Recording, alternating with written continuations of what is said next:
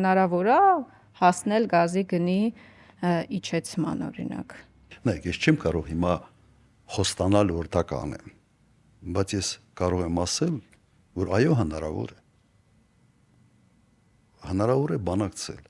հնարավոր է ցույց տալ, որ սա փոխշահավետ է։ Մեր օրինակ այդ գազի գինը այժմ պահելու հիմնական մեր փաստարկները որն էին,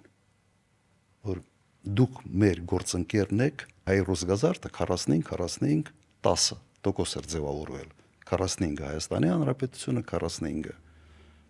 Գազպրոմն էր եւ Իտերա կազմակերպություն կար, որը 10% էր կազմում, մասնավոր ընկերություն էր ռուսական։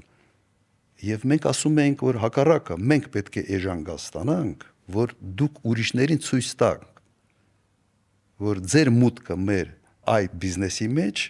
որոշակի դիվիդենդներ է տալիս Հայաստանի Հանրապետությանը։ Բայց այս բանը արձանագրենք էլի, որ գազի գնի իջեցման շուրջ բանակցություններ հնարավոր է։ Այդ կարծրացած չէ, իսկապես հնարավոր է հասնել։ Հնարավոր է։ Այն գները, որով մենք գնում ենք սպառազինություն